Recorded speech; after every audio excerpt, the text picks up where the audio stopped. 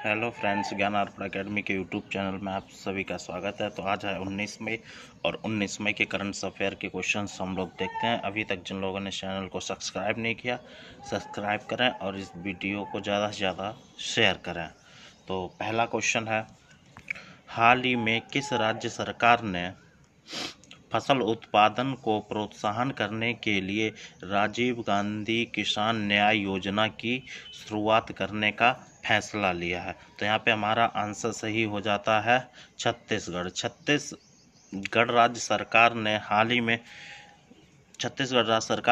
ही में फसल उत्पादन को प्रोत्साहन करने के लिए राजीव गांधी किसान न्याय योजना शुरू करने का फैसला लिया है। छत्तीसगढ़ के मुख्यमंत्री भूपेश बघेल की अध्यक्षता में मंत्रिमंडल की बैठक में राज्य में फसल उत्पादन को प्रोत्साहन करने तथा कृषि सहायता के लिए राजीव गांधी किसान न्याय योजना की शुरुआत की है।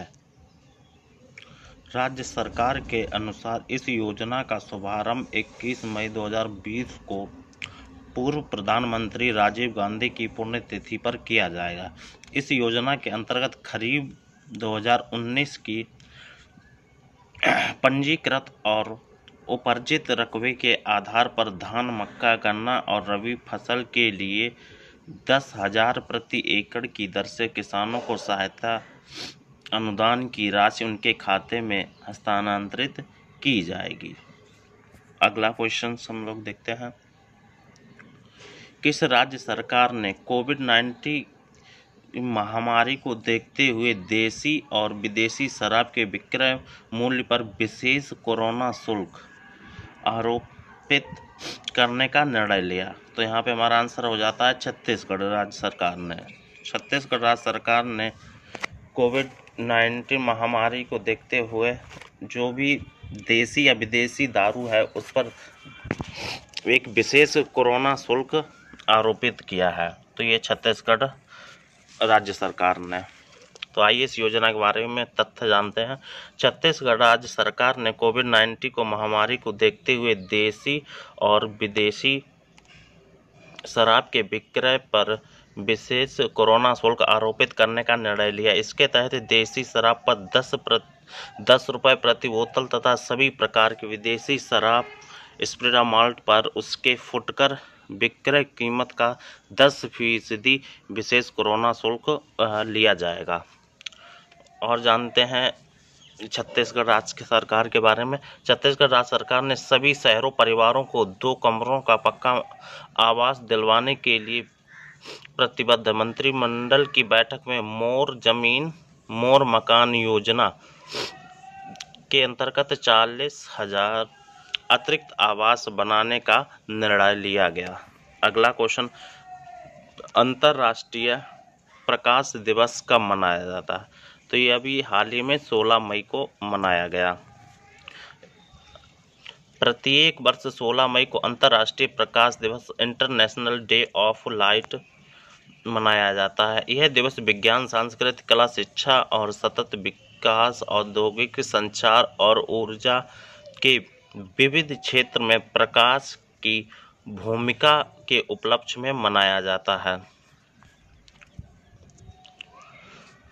वर्ष 1960 के प्रसिद्ध भौतिकी शास्त्री और इंजीनियर थियोडोर मैमन द्वारा लेजर के पहले सफल संचालन की वर्षगांठ के उपलक्ष्य में 16 मई को यह दिवस मनाया जाता है। 16 मई 2018 को संपूर्ण विश्व का पहला अंतर्राष्ट्रीय प्रकाश दिवस मनाया गया था। अगला क्वेश्चन हम लोग देखते हैं, विश्व दूर संचार दिवस एवं सामाजिक सूचना दिवस कब मनाया जाता है? तो यहाँ पे हमारा आंसर सही हो जाता है ए ऑप्शन 17 मई। विश्व दूर संचार एवं सामाजिक सूचना दिवस 17 मई को मनाया। प्रत्येक वर्ष 17 मई को विश्व स्तर पर world telecommunication and information society यानी विश्व दूर संचार एवं सामाजिक सूचना दिवस मनाया जाता है। विश्व दूर संचार एवं सामाजिक सूचना दिवस को मनाने का मुख्य उद्देश्य उन संभावनाओं को तलाशने के बारे में जागरूकता बढ़ाने में मदद करना है जो इंटरनेट और अन्य सूचना और संचार औद्योगिकों ICT के इस्तेमाल से समाज और अर्थव्यवस्थाओं को आगे ले जा सकते हैं। वर्ष 2020 की विश्व सूचना एवं सामाजिक सूचना दिवस की थीम इम्पोर्टेंट है दोस्तों, तो यहाँ पे थीम आपको याद कर लेनी है। क्या है theme? Connect 2030 ICT for the sustainable development goals SDGs। अगला क्वेश्चन हम लोग देखते हैं। विश्व उच्च रक्तचाप दिवस कब मनाया जाता है? तो यहाँ पे हमारा आंसर सही हो जाता है 17 मई को। सॉरी, यहाँ पे जून नहीं होगा, यहाँ पे होगा मई। तो विश्व उच्च रक्तचाप दिवस कब मनाया जाता है? तो 17 मई को। वर्ल्ड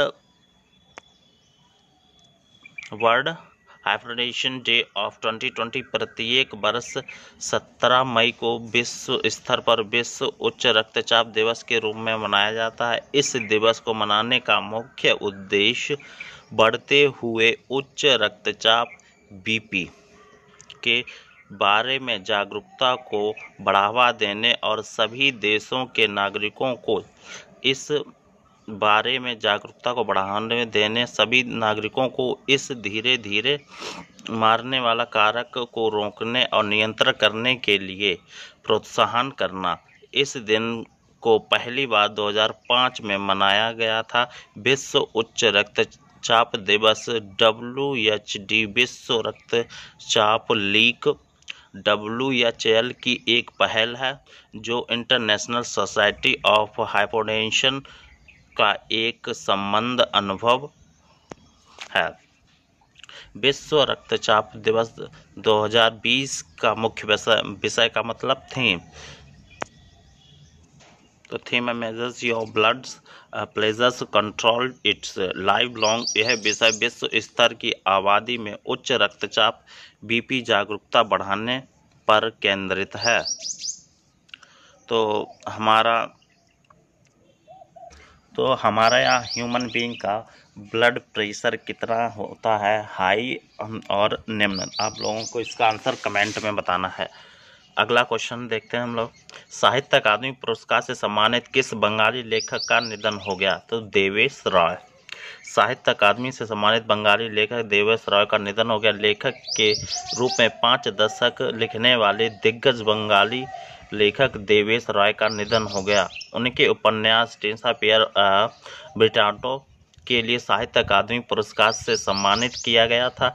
देवेश रॉय की पहली पुस्तक जजाति थी और कई बंगाली दैनिकों में उनका नियमित योगदान भी रहता था। अगला क्वेश्चन हम लोग देखते हैं। अभी ये जो क्वेश्चन है हमारे वन लाइनर में है। तो पहला क्वेश्चन है, भारतीय सेना द्वारा सामान्य नागरिकों को जितने साल के लिए सेना में शामिल करने के लिए संबंध एक प्रस्ताव विचार किया गया है? तो 3 साल के लिए। यानी कि हाल ही में अभी ये जो है नियम पारित नहीं हुआ है। तो इसके तहत क्या होगा कि जो भी सेना में जाने के लिए इच्छुक है कोई भी व्यक्ति, तो वो सेना में जा सकता है, लेकिन इसके लिए कोई विशेष प्रकार की छूट नहीं दी गई है। जो प्रक्रिया भर्ती की पहले होती थी वो भी अभी भी होगी। अगला क्वेश्चन, रामनाथ कोविंद ने हाल ही में घोषणा की कि वे अपने वेतन का कितने प्रतिशत कोरोना महामारी के खिलाफ लड़ाई में भारत सरकार की सहायता के लिए दान करेंगे? तो 30%। अगला क्वेश्चन, हाल ही में प्रधानमंत्री उज्ज्वला योजना के कितने वर्ष पूरे हुए हैं? तो 4 वर्ष। अंतर्राष्ट्रीय संग्रहालय दिवस किस दिन मनाया जाता है? तो 18 मई को। 18 मई को अंतर्राष्ट्रीय संग्रहालय दिवस मनाया जाता है। अगला क्वेश्चन, वित्त मंत्री निर्मला सीतारमण के अनुसार शहरों से गांव की ओर जा रहे प्रवासी मजदूरों को रोजगार की कमी ना हो, इसलिए मनरेगा का बजट कितने करोड़ रुपए बढ़ा दिया गया है। तो यहाँ पे हमारा आंसर सही हो जाता है 40,000 करोड़। अगला क्वेश्चन हम लोग देखते हैं। केंद्रीय रक्षा मंत्री राजनाथ सिंह ने हाल ही में घरेलू रक्षा तथा एक्सपोज के लिए कितने करोड़ रुपए का योजना को मंजूरी दी है? तो 400 करोड़।